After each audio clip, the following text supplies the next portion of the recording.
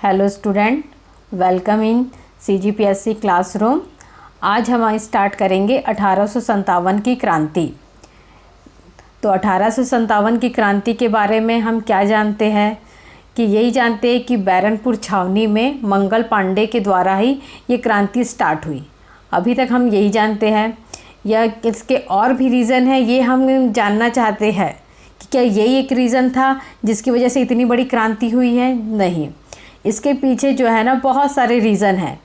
तो आज हम डिस्कस करते हैं इसके क्या क्या जो रीज़न थे वो हम देखते। देखो इसके पीछे क्या है कि राजनीतिक रीज़न भी है, राजनीतिक कारण है, आर्थिक कारण है, सामाजिक कारण है।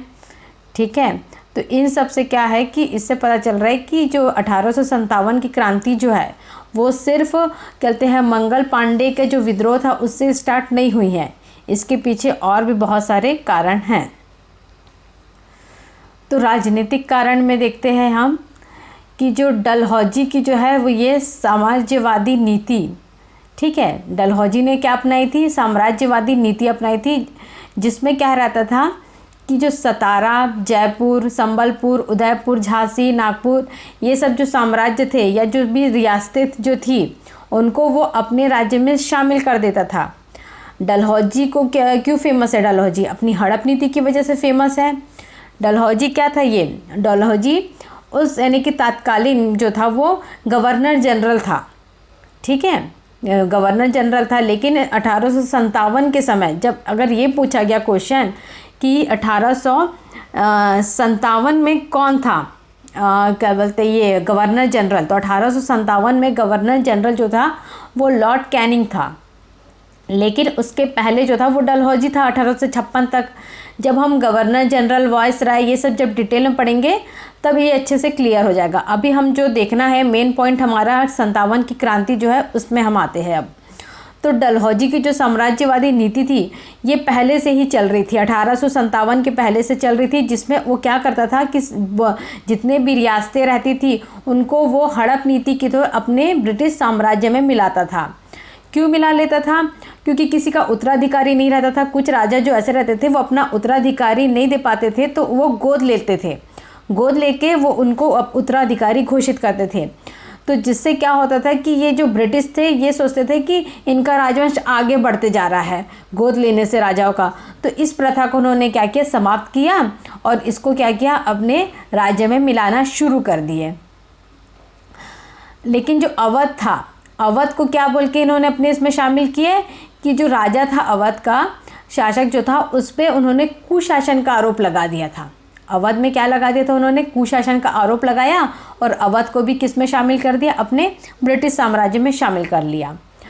तो देखो ये यानी कि रियासतों के राजा भी परेशान थे। और देखो मुग़ल सम्राट जो थे उस समय, मुग़ल सम्राट कौन थे? बहादुर शाह जफ़र जो थे वो भी क्या बोलते बहुत ज़्यादा परेशान हो गए थे ये अंग्रेज़ों की नीतियों से, क्योंकि अंग्रेज़ चाहते थे कि वो उनके हिसाब से ही कार्य करें। लेकिन मुग़ल साम्राज्य में अभी तक जो थे वो सब स्वतंत्र शासन चलता था।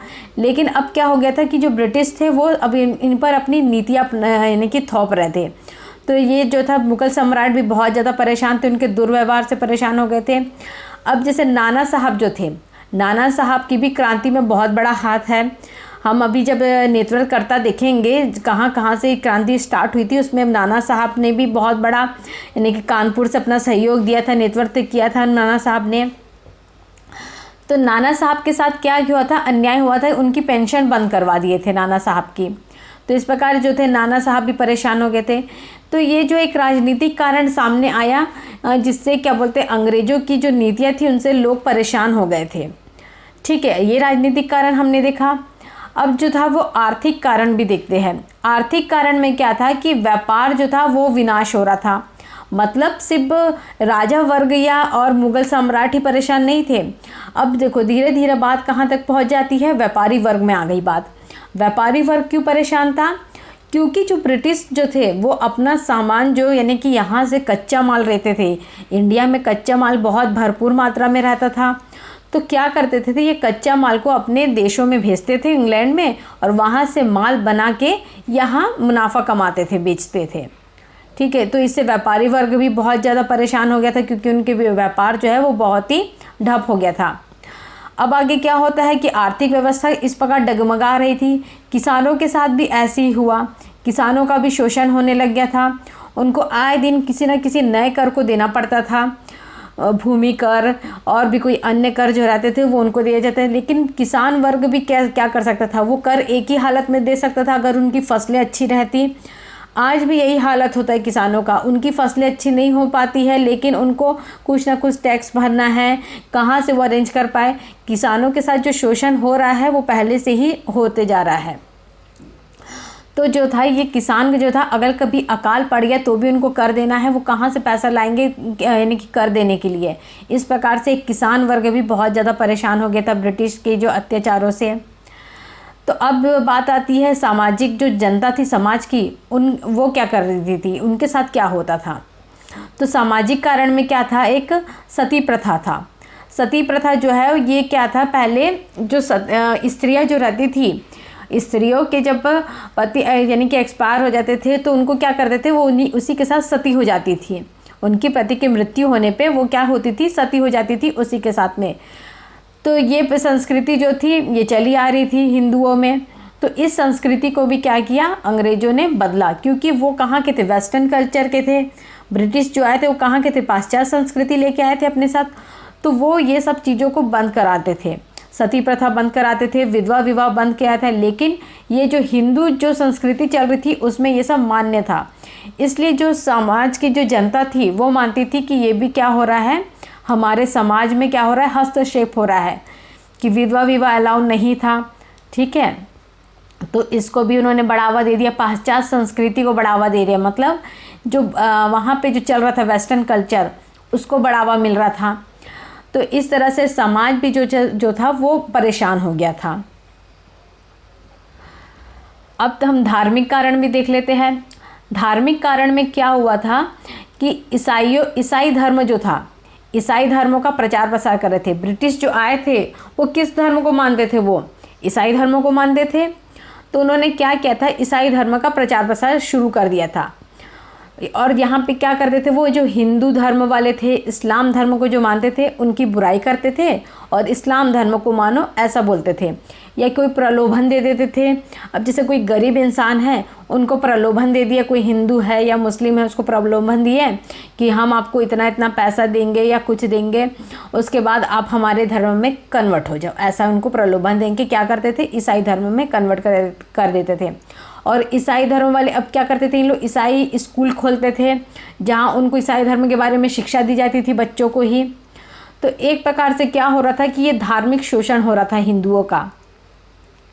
तो ये जो वर्ग जो था बहुत ज़्यादा परेशान हो गया था, हर वर्ग के लोग परेशान हो गए थे धार्मिक में। ये हमारे ब्रिटिश की जो नीतियों से हम क्या हो गए थे, बिल्कुल परेशान हो गए थे।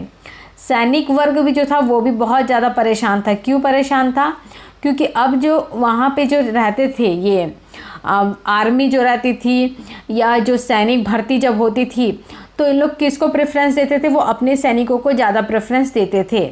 और अगर भारतीय अगर भी रहते थे सेना में तो उनको वेतन कम दे दिया करते थे।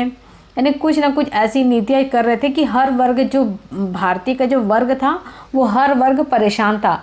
लेकिन ये सिर्फ 1857 से परेशान नहीं था, ये बहुत पहले से परेशान रहा था। अंग्रेज जब से आए थे वो धीरे धीरे करके जैसे जैसे अपने पैर पसारते गए इंडिया में और लोगों को टॉर्चर करना स्टार्ट कर दिया, तो उसके बाद जो है वो इंडिया की जो यानी कि कंडीशन थी वो बहुत बुरी होना शुरू हो गई। तो जो धीरे धीरे जो यानी कि बारूद जो था ना वो इकट्ठा होते जा रहा था। लेकिन इस बारूद को चिंगारी की एक ज़रूरत थी कि ये फटे, कब फटेगा ये बारूद। तो इसको एक चिंगारी का काम किसने किया था, तो तब आया था मंगल पांडे। ठीक है, मंगल पांडे तो हर कोई जानता ही है मंगल पांडे को। ठीक है, बहुत फेमस है मंगल पांडे पर्सनालिटी जो है ये। तो मंगल पांडे ने क्या किया था कि ये भी क्या था, बटालियन में था। मंगल पांडे जो थे ये बटालियन में थे। उसके बाद इन्होंने उस समय क्या प्रचलित था कि ये जो तत्कालीन कारण यही कहा जाता है कि मंगल पांडे ने ही विद्रोह शुरू किया था उस समय। तो ये विद्रोह किस लिए हुआ था, ये विद्रोह हुआ था कि जब उस समय जो राइफलें बनती थी, पहले जो राइफ़ल बनती थी वो तो अलग इससे बनती थी, लेकिन बाद में जो राइफ़लों को स्टार्ट किया उसमें क्या भरने लगे, ये नई राइफ़ल आई थी इनफील्ड राइफ़ल। इसमें गाय और सूअर की चर्बी का यूज़ किया जाता था, ऐसा कहा गया था। तो अब जब भी यानी कि राइफ़ल का यूज़ करेंगे तो उसको मुंह से छील के यूज़ करते थे। तो जब भी मुंह से छील के यूज़ करेंगे तो गाय और सूअर की चर्बी से यानी कि यूज़ करना पड़ेगा मुंह में लेकर इनफील्ड राइफ़ल को। तो ये हमारे धर्म के खिलाफ होगा, हिंदुओं ने ये कहा था। तो इससे क्या थे, सब परेशान हो गए थे सैनिक भी कि ये तो हमारा धर्म भ्रष्ट हो जाएगा, संकट की स्थिति में आ जाएगा ऐसे में। तो सब ने विरोध करना स्टार्ट किया, लेकिन किसी की हिम्मत नहीं हुई कि ये इस विरोध को अंग्रेज़ों तक कैसे पहुंचाया जाए। यानी कि आपस में तो इन लोग बात करते थे कि ये ऐसा ऐसा होना चाहिए, लेकिन अंग्रेज़ों के सामने विरोध करने का यानी कि किसी में जज्बा नहीं आ पाया, ये इतनी सामना करने की शक्ति नहीं थी। लेकिन मंगल पांडे ने कहा कि मैं इस विद्रोह को आगे बढ़ाऊँगा, तो वो इस विद्रोह में टूट पड़े। तो तभी से शुरू होता है हमारा 1857 की क्रांति। तो मंगल पांडे ने ये जो है विद्रोह यानी कि अंग्रेज़ों के सामने कह दिया कि अब हम इस एनफील्ड राइफ़ल का यूज़ नहीं करेंगे, ठीक है, हमें यानी कि इस टाइप की राइफ़ल का यूज़ नहीं करना है। तो फिर वो बोले आप लोग को तो करना ही पड़ेगा और कोई आपका चारा नहीं है आपके पास। लेकिन उस समय फिर आग इतनी भड़क गई ये कि इस और साथियों के साथ जो थे अपने साथियों के साथ इन्होंने बहुत हंगामा किया। फिर बहुत ज़्यादा यानी कि लड़ाई हुए, युद्ध यानी कि झगड़े हुए, ये सब हुआ। फाइनली क्या करे कि मंगल पांडे को गिरफ्तार कर लिया गया और इनको फिर 8 अप्रैल, क्या डेट थी वो, 8 अप्रैल थी जब मंगल पांडे को फांसी दे दिया गया। अब मंगल पांडे को फांसी दे दिया गया तो उसके बाद जो आग और थी भड़क गई लोगों के मन में कि ये यानी कि मतलब सबके हित के लिए ही बात कर रहा था और इसको फांसी दे दिया गया। तो अब बाकी जनता जो थी उनका वो तो अंदर ही अंदर तो वो यानी कि बदला लेने के थे ही, पर लेकिन वो कैसे आगे बढ़ी ये इनकी बदला लेने की, ये इसकी क्रांति जब शुरू हुई ना, ये मंगल पांडे ने जब विद्रोह स्टार्ट किया तब से फिर स्टार्ट कर दिया बाकी लोगों ने भी।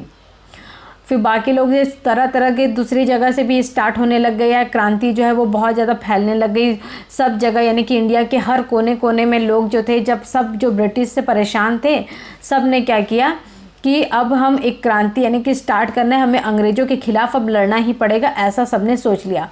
तो फिर क्रांति को स्टार्ट करने की एक डेट फिक्स की गई कि चलो क्रांति स्टार्ट करने की एक डेट फिक्स करते हैं। तो 31 मई जो थी वो क्रांति स्टार्ट करने की डेट फिक्स की गई।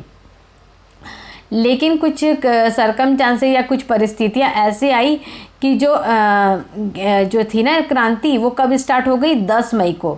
यानी 31 मई को स्टार्ट ना होके वो कब स्टार्ट हो गई, 10 मई को ही स्टार्ट करना पड़ा। अच्छा, ये कहाँ से स्टार्ट हुई, कहाँ से स्टार्ट हुई ये भी पूछा जाता है क्वेश्चन। तो ये मेरठ छावनी से स्टार्ट हुई है। मंगल पांडे ने जो विद्रोह स्टार्ट किया था वो कहाँ से स्टार्ट किया था, मंगल पांडे ने जो विद्रोह किया था वो किया था बैरनपुर छावनी से। ये कलकत्ता के निकट है, ये जो जगह का नाम जो है बैरनपुर छावनी, ये कलकत्ता के निकट है। वहाँ से मंगल पांडे ने अपना जो विद्रोह है वो स्टार्ट किया था। लेकिन अगर कहा जाता है कि 1857 की क्रांति कब स्टार्ट हुई, किस जगह से स्टार्ट हुई, तो कहाँ है, 10 मई को मेरठ की छावनी से स्टार्ट हुई, ठीक है।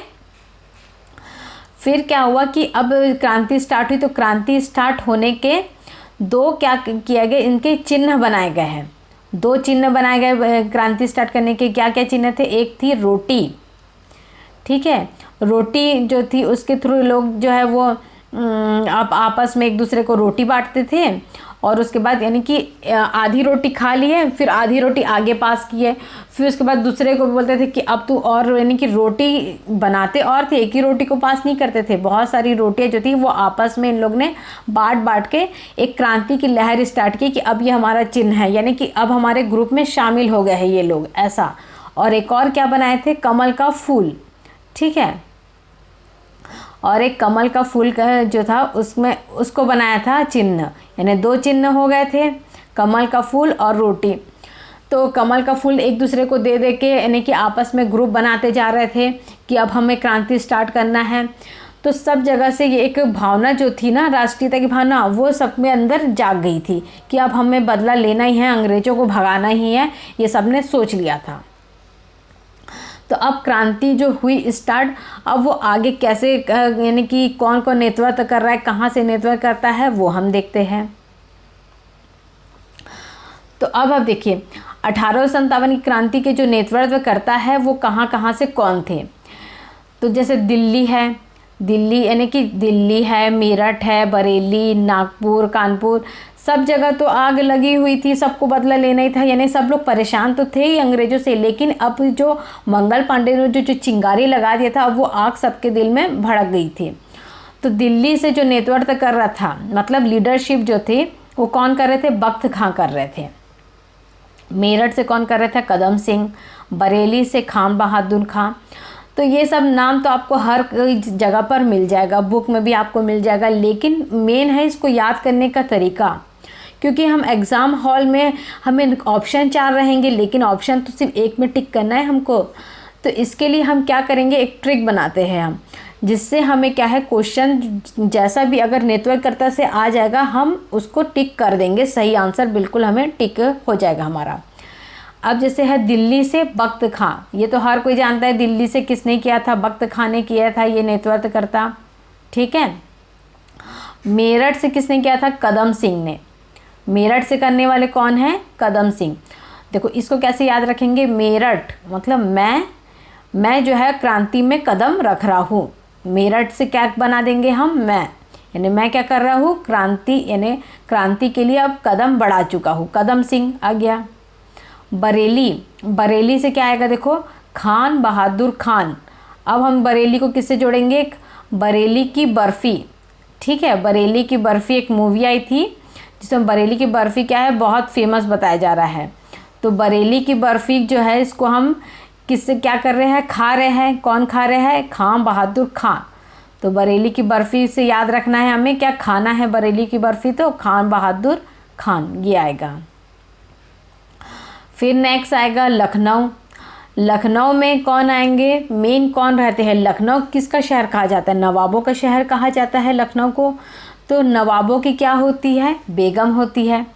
तो याद रखना है हमें, लखनऊ से किसने किया था? बेगम हजरत महल ने किया था नेतृत्व। कानपुर से कौन रहेंगे? नाना साहब पेशवा, ठीक है। अब नाना सबके बचपन में तो कान खींचे ही होंगे, तो ये याद रखना है, कान खिंचाई कौन कर रहे हैं? नाना कर रहे हैं। तो कानपुर से नाना साहब पेशवा। ग्वालियर से किसने किया है? तात्या टोपे, ठीक है। ग्वालियर से किसने किया था? ये तात्या टोपे जी ने किया था नेतृत्व। झांसी, ग्वालियर, ये सब तो मोस्टली लोगों को याद रहता ही है। झांसी से रानी लक्ष्मीबाई, खूब लड़ी मर्दानी, वो तो झांसी वाली रानी थी। ये तो दोहा, इनका जो कविता बनी है सबको याद ही होगा, तो नाम में ही आ जाता है झांसी, ठीक है। इलाहाबाद कहाँ? इलाहाबाद से कौन किए थे? लियाकत अली। ये देखो ये कैसा नाम है? मुस्लिम नाम है, लियाकत अली। तो इलाहाबाद भी कैसा नाम है? मुस्लिम वर्ड है, ये अल्लाह से जुड़ा हुआ है इलाहाबाद, तो इसलिए इसको हम लिंक कर देंगे कि एक मुस्लिम वर्ड जो है इलाहाबाद से लियाकत अली का आएगा नाम। जगदीशपुर से किसने किया था? कुंवर सिंह जी ने किया था। किसने किया था? कुंवर सिंह ने किया था जगदीश। संबलपुर से कौन है? संबलपुर से है सुरेंद्र सहाय। सॉरी ये मिस्टेक हो गई है, यहाँ बंगाल नहीं आएगा। संबलपुर से कौन है? सुरेंद्र सहाय ने किया था नेतृत्व। बंगाल से पता ही है हर किसी को, किसने किया था? मंगल पांडे ने। कोटा से किसका नाम आ रहा है? देखिए जयदयाल हरदयाल। कैसे याद रखना है हमें? जयदयाल हरदयाल। अब जैसे हम कहीं गए हैं, मंदिर घूमने गए हैं, मस्त कोट वोट पहन के गए हैं, अब वहाँ किसी को ठंड लग रही है, हमको दया आ गई, तो हमने क्या किया? अपना कोट दे दिए उसको। तो ये क्या हो गया? कोटा से जयदयाल हरदयाल, ठीक है। दया कर दिए, दया करके क्या दे दिए उसको? कोट दे दिए, तो कोटा से जयदयाल हरदयाल। मथुरा में क्या है? देवी सिंह। अब मथुरा के क्या फेमस है? सबने खाया होगा या नहीं खाया होगा तो भी सुन लीजिए, मथुरा के पेड़े फेमस है। जब भी मथुरा जाओ तो पेड़ा जरूर खाना है वहाँ का। तो मथुरा के क्या फेमस है? पेड़े। तो पेड़े किसको चढ़ा रहे हैं? देवी को चढ़ा रहे हैं। तो यहाँ के क्या आ जाएगा? तो मथुरा क्या? देवी सिंह। हम जो लिंक बना रहे हैं ना, ये याद हो रहा है हमें, हम क्वेश्चन आंसर भी लगाएंगे साथ साथ, ठीक है। जैसे जैसे हमारा टॉपिक कंप्लीट होगा हम क्वेश्चन आंसर भी लगाएंगे, जिससे हमें पता चल जाएगा कि हमने जो भी ट्रिक बनाया है वो कितना काम आ रहा है हमारे लिए। कुल्लू से कौन है? देखो कुल्लू से है राणा प्रताप, ठीक है। कुल्लू से राणा प्रताप। पंजाब, पंजाबी लोगों के कौन होते, गुरु होते, तो गुरु राम सिंह। महाराष्ट्र, महाराष्ट्र में मोस्टली क्या नाम मिलेंगे, वासुदेव नाम मिलते हैं, तो महाराष्ट्र के क्या आएगा, वासुदेव बलवंत फड़के, वासुदेव बलवंत फड़के। सतारा, सतारा से कौन थे, रंगाजी बापू। अब इसे कैसे याद रखेंगे, सतारा को हम क्या कर देते हैं, सितारे, क्या बना दिए हमने, सितारे। वो भी कैसे है सितारे, रंग बिरंगे सितारे। तो ये हमें याद हो गया। हमने नेतृत्व करता तो देख लिया है, ट्रिक के माध्यम से हमें याद भी हो गया है। अब हम दमन करता देखते हैं। दमन करता भी हम ऐसे ही याद करेंगे। अब जो है हमारे पास 1857 क्रांति के दमन करता है। दमन करता में देखो दिल्ली, दिल्ली से किसका है, दिल्ली से, अच्छा नेतृत्व करता कौन है। जैसे ही हम दमन करता तो पढ़ रहे, लेकिन हमारे दिमाग में ये भी आना चाहिए ना कि नेतृत्व करता कौन थे, बख्त खां थे। तो बख्त खां ने क्या किया, जो दमन करता कौन होंगे, ब्रिटिश अधिकारी ही होंगे दमन करता। तो बख्त खां ने, सपोज बख्त खां ने क्या कहा, चलो चलो निकलो, हटो हटो निकलो, ऐसा कहा। तो देखो दिल्ली से क्या आ गया दमन करता का नाम, निकलसन और हडसन। बिल्कुल ईजी हो गया। नाम एकदम देख के टफ लगता है, लेकिन उसको ट्रिक के माध्यम से याद करो, वो बहुत ईजी हो जाता है। निकलो और हटो, तो निकलसन और हडसन। कानपुर और लखनऊ, कानपुर और लखनऊ से देखो सेम है, कैंपवेल, ठीक है। तो इसे कैसे याद रखेंगे, कान, कान को हम किससे ढकते हैं, कैप से ढकते हैं। कैंपवेल को हम क्या बना देते हैं, कैप, ठीक है। कान को हमने किससे ढक दिया है, कैप से ढक दिया है। और लखनऊ, लखनऊ में कौन है, नवाब। नवाब भी क्या पहनते हैं, टोपी पहनते हैं। कैप को क्या बोलेंगे हिंदी में, टोपी बोलेंगे। तो नवाब जो रहते हैं वो टोपी पहनते हैं, मतलब कैंपवेल। तो दमन करता हमें याद हो गया है कानपुर का, और लखनऊ का कैंपवेल है। इस प्रकार देखो झांसी से, झांसी से क्या है, ये हीरोज़, हीरोज़ है। अच्छा, झांसी की रानी के बारे में भी हम देखेंगे, क्वेश्चन आंसर इनके बारे में भी पढ़ते आते हैं कि झांसी की रानी का जन्म कहाँ हुआ था, झांसी की रानी ने कहाँ समाधि ली थी उन समय, यानी कि जब वो विद्रोह जब स्टार्ट हुआ था उन्होंने किससे सामना किया था, ये सब भी पूछा जाता है।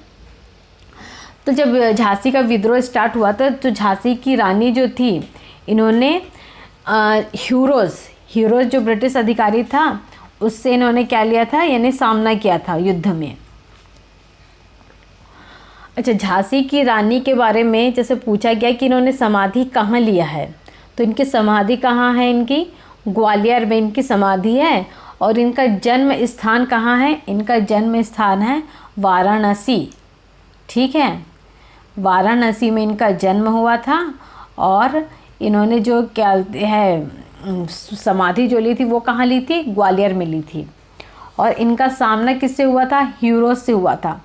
अब झांसी की रानी, झांसी की रानी मूवी जो बनी है ना मणिकर्णिका, उनको एक क्या बनाए हैं, हीरोइन बनाए हैं। उस हीरोइन की जैसे ही काम करी थी इन्होंने, इतनी मर्दानी जैसे लड़ी थी, तो ये इसको हम हीरोइन मान रहे हैं। अब देखो ये जो हीरोज़ कैसा साउंड कर रहा है, ये हीरो, हीरो की तरह साउंड कर रहा है। था तो ये विलेन, लेकिन अब क्या करें, याद रखना है हमें ट्रिक से, तो हम इसको क्या बोल देते हैं, हीरो। तो किससे सामना हुआ, झांसी की रानी का हीरो से, ठीक है। वैसे ग्वालियर, अब ग्वालियर में क्या हुआ था, इनकी समाधि है, ये ग्वालियर माना जाता है इनकी। तो ग्वालियर में भी क्या माना जाएगा, हम क्या ले लेते हैं, हीरोज़, ठीक है। तो ग्वालियर का भी कौन है दमन करता है, हीरोज़। देखो जो सेम सेम है ना, उनको मैंने साथ में लिख दिया ताकि पढ़ने में कोई दिक्कत ना हो। जैसे फैज़ाबाद और इलाहाबाद, ठीक है, दोनों बाद है। फैज़ाबाद इलाहाबाद दोनों के क्या है, सेम है। फैज़ा को हम कैसे बना लेते हैं, फौज बना देते, देखो, ठीक है। फौज, फौज में क्या होते हैं, कर्नल होते हैं मेन, तो कर्नल नील, ठीक है, कर्नल नील। या फौजियों की जो ड्रेस है वो कौन से कलर की है, ब्लू कलर की, ऐसी भी बन सकता है, ठीक। तो कर्नल नील कहाँ के हो गए, फैज़ाबाद और इलाहाबाद के कर्नल नील। इसके बाद है बरेली। अब बरेली की बर्फ़ी खाने कौन आया, जगदीश आया, ठीक है। जगदीशपुर और बरेली, ये दोनों का क्या है, विसेंट आयर है। आया हो गया ना, ये बरेली की बर्फ़ी खाने आया। तो बरेली और जगदीशपुर, ये दोनों का कौन हो गया, विसेंट आयर। तो अब हमने दमनकर्ता भी देख लिया, नेतृत्वकर्ता भी देख लिया, और किस प्रकार क्रांति स्टार्ट हुई वो भी हमने डिस्कस कर लिया। अब हम देखेंगे 1857 की क्रांति की जो अवधारणाएं हैं, जो मतलब जो भी ब्रिटिश अधिकारी जो थे, उन्होंने जिस ब्रिटिश अधिकारी आया उनको इस क्रांति के बारे में जब भी पता चला तो उन्होंने एक अपने विचार जो रखे, उसी को क्या बोला गया है, अवधारणा ही कहा गया है। और सिर्फ ब्रिटिश ही नहीं, हमारे इंडियन लोगों ने भी, भारतीय लोगों ने भी अपनी अवधारणा दी है, वो भी हम देखेंगे। जैसे एक ब्रिटिश अधिकारी है जॉन लॉरेंस एंड सीले, ठीक है, जॉन लॉरेंस एंड सीले, ठीक। तो इसने क्या कहा था कि इसको पूर्ण सिपाही विद्रोह कहा था। अब इसका नाम याद रखना बहुत मुश्किल लग रहा है, कोई बात नहीं, हम बैठे यहाँ पे आपको बहुत इजी से करके देंगे। जॉन लॉरेंस एंड सीले, देखो क्या बोल रहा है ये, जा लारे और सिल, क्या सिल, सिपाहियों के ड्रेस सिल, हो गया ये बहुत इजी। जा रे और सिल, क्या सिलना है, सिपाहियों के ड्रेस सिलना है। तो क्या कहा इसने, जॉन लॉरेंस एंड सीले ने, पूर्ण है, क्या है ये, सिपाही विद्रोह था, ये पूर्ण सिपाही विद्रोह था। बेंजामिन डिज़राइली भी बोल सकते हैं, या फिर इसको रैली भी बोला जा सकता है। इंग्लिश में अगर इसको हम लिखेंगे तो ये कैसे दिखेगा, ये ऐसा, रैली, ठीक है। तो ये रैली जो रहेगा, रैली कब निकालते हैं, विद्रोह हो रहा है, एकदम राष्ट्रीय गुट निकल रहा है, कि नारा जब देना रहता है, या कोई नेशनल जो करते हैं ना, राष्ट्रीय कुछ भी कार्य होता है, तो उस समय क्या निकलती है, रैलियाँ निकलती है। स्कूलों में भी रैलियाँ निकलती है, राष्ट्रीय फंक्शन जब होता है उस समय। तो इसलिए राष्ट्रीय विद्रोह कहा है इसने, ठीक है। इसको हम कैसे याद रखेंगे, रैली यानी रैली से याद रखेंगे हम कि ये राष्ट्रीय विद्रोह है। रैली कब निकल रही है, जो परेड निकलती है, कोई राष्ट्रीय जो पर्व रहता है उसी समय निकलती है। तो ये क्या, उसको राष्ट्रीय पर्व जगह हम क्या मान लिए, राष्ट्रीय विद्रोह। उस समय क्या निकल रही है, रैली यानी डिज़राइल, बेंजामिन डिज़राइल। टी.आर. होम ने क्या कहा है, इसको सभ्यता और बर्बरता का विद्रोह कहा है। क्या कहा है, सभ्यता और बर्बरता का विद्रोह। अब कैसे याद रखेंगे इसको, अंग्रेज जो थे वो हमारे घर में आ गए, इंडिया हमारा घर है, हमारे घर में आके क्या किया, हमारी सभ्यता को बर्बाद कर दिए पूरी तरह। तो होम हो गया, होम में क्या किया, हमारी सभ्यता को बर्बाद, तो बर्बरता का विद्रोह। बिल्कुल इजी हो गया ये नाम, देखो इतने टफ लग रहे थे, कैसे याद रखेंगे, लेकिन बहुत इजी तरीके से हमने इनको याद कर लिया। जैसे जेम्स आउट्रम मतलब आउटर, बाहर। अब होम में तो सभ्यता का बर्बाद हो गई, तो आउट में क्या हो रहा है, बाहर क्या हो रहा है, षड्यंत्र हो रहा है। और किसका षड्यंत्र हो रहा है, ये हिंदू और मुसलमानों का षड्यंत्र हो रहा है। इसको हम ऐसे याद रखेंगे।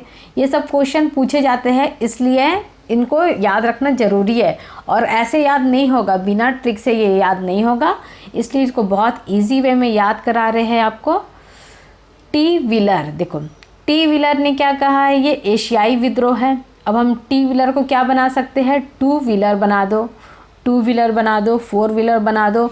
हमें क्या करना है, 2 व्हीलर में जाना है या 4 व्हीलर में जाना है एशिया की सैर करने, अब वो आप खुद जाने आपको किस में जाना है। 2 व्हीलर में जाएंगे तो थोड़ा ज़्यादा टाइम लगेगा, और 4 व्हीलर में जल्दी पहुंच सकते हैं, एशिया की सैर करने निकलेंगे तो। क्यों, पैदल भी जा सकते हैं, साइकिल में जाना है तो साइकिल में भी जा सकते हैं, ठीक है। अब सैर करना है तो किसी में भी जाओ। तो टी व्हीलर से क्या होगा, एशियाई विद्रोह, ठीक है। एशिया से हमने कनेक्ट कर दिए व्हीलर को, तो ये हमको बिल्कुल याद हो गया है। रॉबर्ट ने क्या कहा है, चर्बी युक्त कारतूस वाला विद्रोह था। तो सही बताया, रॉबर्ट ने तात्कालीन कारण बताया है। बाकी सब भी कारण जो है इन्होंने किस बेस पे बताया है, क्योंकि ये विद्रोह जो था एक ही दिन का विद्रोह नहीं था, ये बहुत पुरानी जो आग थी यानी कि इंडिया वालों के अंदर, उन सब के बारे में थी ये, वो जो एक दिन भड़क पड़ी 57 में ही। तो रॉबर्ट ने क्या कहा, चर्बी युक्त कारतूस। रॉबर्ट जो नाम रहते थे ना, ये पुरानी हिंदी मूवी में रहते थे, रॉबर्ट विलेन का नाम रहता था। तो वो मोस्टली क्या यूज़ करते थे, वो कारतूस वाले बंदूक यूज़ करते थे, उससे याद रख लेते हैं हम। ठीक है, रॉबर्ट का ट्रिक। रीज ने क्या किया था, क्या कहा है रीज ने, ईसाई धर्म का विद्रोह है ये। अब रीज किससे रिलेटेड हो रहा है, रीज रिलेटेड हो रहा है रिलीजियस से। ये रिलीजियस मतलब हमारे धर्म से, हिंदू मुस्लिम सिख ईसाई क्या है, ये सब एक रिलीजियस है। तो रीज कौन से धर्म को कर रहा है, ये ईसाई धर्म का विद्रोह, यानी ये बोल रहा है हमारा जो हम लोग ईसाई धर्म जो फैला रहे, प्रचार प्रसार कर रहे हैं, उसका विद्रोह था, उसके अगेंस्ट में। कूपलैंड ब्रूश ने क्या कहा है, कूपलैंड एंड ब्रूश ये दो अलग पर्सन हैं, कूपलैंड एंड ब्रूश। इसने कहा है सैनिक विद्रोह नहीं, क्या है ये, एक नागरिक विद्रोह है। क्या है ये, एक नागरिक विद्रोह है। तो ये किसने कहा था, ये सब जो ब्रिटिश आए थे उन्होंने अपना अवधारणाएं यहाँ पर दी। तो अभी हमने ब्रिटिश की अवधारणाएं देख लिया था कि 1857 की क्रांति में ब्रिटिश लोगों ने जो अपनी अवधारणाएं दिए थे वो हमने कवर कर लिया। अब हम देखते हैं कि भारतीयों ने अपने क्या क्या अवधारणाएं रखी, इस क्रांति के बारे में उन्होंने क्या कहा है वो हम देखते हैं। तो सबसे पहले किसका नाम आ रहा है, देखिए वीर सावरकर जी का नाम आता है। ठीक है, तो वीर सावरकर जो है इन्होंने क्या कहा था, इन्होंने कहा था कि जो 1857 की क्रांति है वो किस प्रकार की क्रांति है, ये एक सुनियोजित राष्ट्रीय स्वतंत्रता संग्राम है। क्या है ये, सुनियोजित राष्ट्रीय स्वतंत्रता संग्राम कहा है इसको। ठीक है, अब जैसे आर.सी. मजूमदार जी है, इन्होंने क्या कहा है कि ये ना ही राष्ट्रीय विद्रोह है, ना ही स्वतंत्रता संग्राम का पहला विद्रोह है। ठीक, यानी उन्होंने कहा है कि ऐसा विद्रोह और भी हो चुके हैं उनकी अवधारणा के अनुसार।